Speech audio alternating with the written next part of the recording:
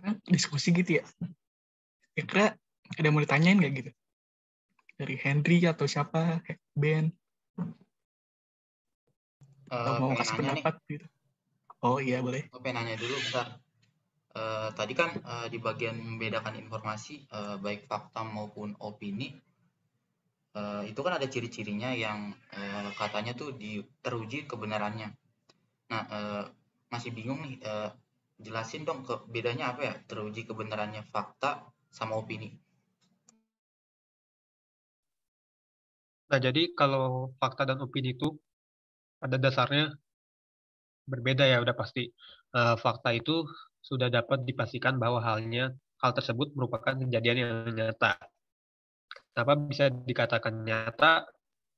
Karena ada buktinya. Nah, bukti ini bisa berupa data yang valid kebenarannya dan bisa dibuktikan secara langsung. Selanjutnya ada opini. Opini ini biasanya berupa sekedar pendapat seseorang dari peristiwa yang diamatinya atau yang dirasakannya. Dan biasanya belum memiliki bukti berupa data statistik dan kualitatif yang valid. Karena belum memiliki bukti yang sah ini, maka opini pun belum bisa dianggap secara penuh sebagai kebenaran. Sementara fakta yang sudah memiliki bukti yang valid bisa dianggap sebagai kebenaran. Bedanya di situ.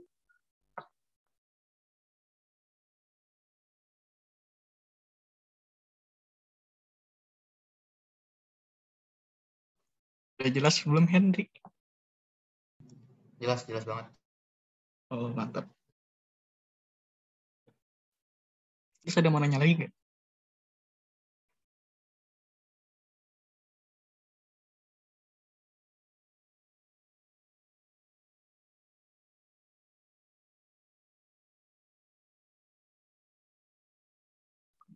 Ini kebetulan saya pengen nanya juga. Itu kan tadi di bagian adverbia, kalau nggak salah yang subbab C, itu adverbia terdapat banyak jenisnya. Nah, itu penjelasannya secara singkat bagaimana sih? Oh ya, tadi adverbia itu ya. Tadi ada 8 nih.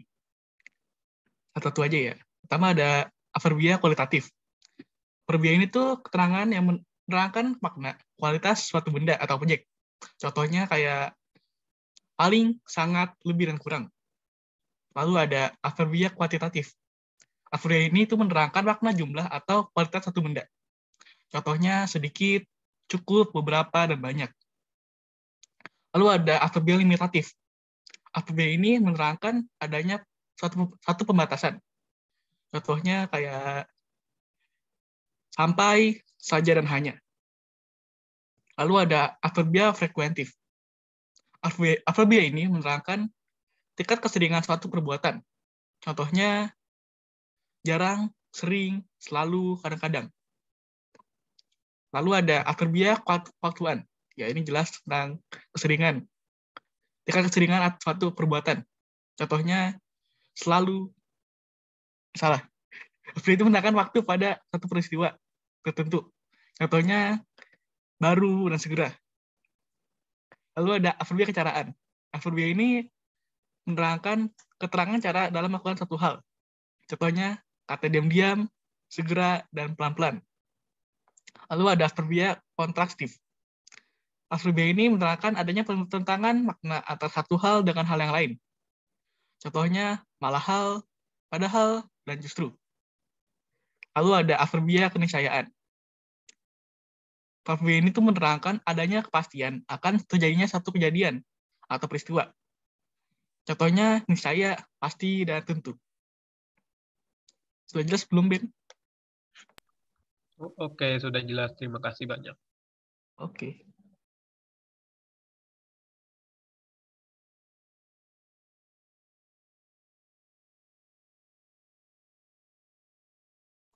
Nah, saya juga mau bertanya nih. Yang tadi kan ada 6 jenis pendekatan ya untuk menyusun sebuah artikel. Nah, mulai dari dedikatif hingga topikal. Nah, itu penjelasannya itu gimana ya? Penjelasan singkat aja gitu.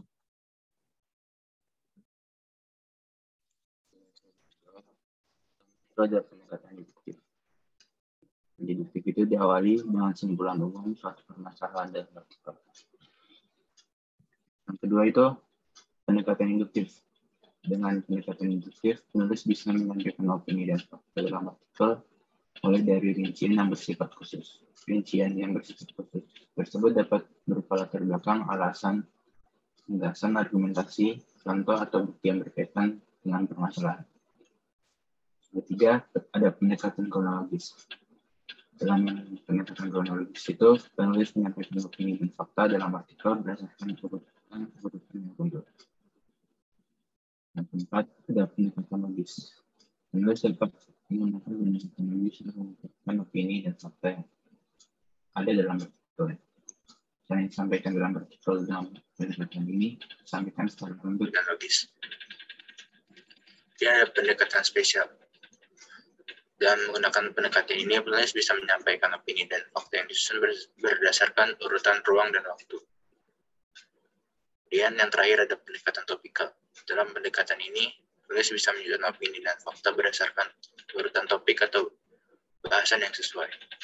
Sekian, apakah sudah terjawab pertanyaan? Ya, sudah cukup jelas.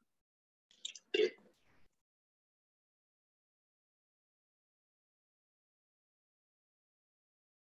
Saya mau nanya lagi nih, tadi kan di pembahasan mengenai menyusun artikel sesuai fakta, ada yang namanya struktur artikel. Boleh dijelasin sedikit nggak sih? Apa saja isi dari struktur artikel tersebut? Oke, saya akan menjelaskan. Di dalam struktur artikel tersebut itu ada terdapat judul, pembuka, isi, dan penutup atau kesimpulan. Apa saja sih penjelasan dari keempat tersebut? Yang pertama itu kan ada judul. Judul itu hendaknya mewakili tema yang akan dibahas atau pendapat yang akan disampaikan. Sebaiknya judul menggunakan istilah atau idiom agar populer dan juga menarik diminati oleh pembacanya. Yang kedua, ada pembuka. Di bagian pembuka itu berfungsi sebagai pembuka artikel yang berisi masalah yang akan kita bahas. Pada bagian pembuka, kita dapat menanggapi opini orang lain atau mengajukan opini tersendiri berdasarkan masalah yang akan kita bahas. Yang ketiga itu ada isi. Pada bagian isi, berfungsi menjelaskan masalah yang telah disampaikan di bagian pembuka. Pada bagian isi juga, penulis dapat menggunakan referensi untuk menguatkan opininya. Referensi tersebut untuk menunjukkan bahwa semua pendapat yang sama atau berbeda sudah dipertimbangkan secara ilmiah. Pada bagian isi juga, itu terdapat aspek-aspek sebagai berikut. Yang pertama, ada fakta berkaitan dengan masalah yang akan dibahas. Yang kedua, argumen atau opini penulis berdasarkan masalah yang dibahas. Yang ketiga, solusi atau pemecahan masalah berdasarkan masalah yang dibahas. Yang keempat, teori atau referensi yang sesuai dengan masalah. Serta yang terakhir, contoh-contoh pemecahan masalah. Dan untuk yang terakhir itu ada penutup atau simpulan. Bagian penutup berfungsi sebagai penutup artikel. Bagian penutup berisi simpulan uraian yang terdapat dalam bagian pembuka dan bagian penjelas. Sebaiknya, kalimat simpulan maupun mampu membuka kesempatan orang lain untuk berbeda pendapat dengan penulis. Ya, itu sedikit penjelasan mengenai apa isi dari struktur artikel. Bagaimana? Sudah terjawab? Sudah jelas.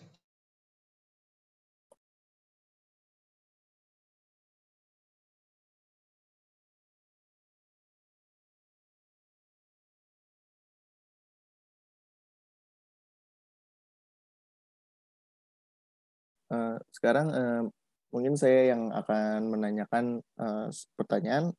Mau tanya untuk tadi penjelasan kenapa penggunaan bahasa dalam artikel itu sangat penting. Saya akan bantu jawab lagi. Jadi,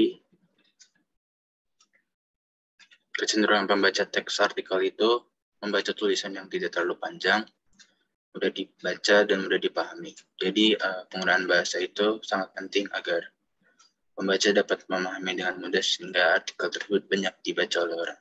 Sekian. Apakah sudah terjawab? Ya, baik. Sudah.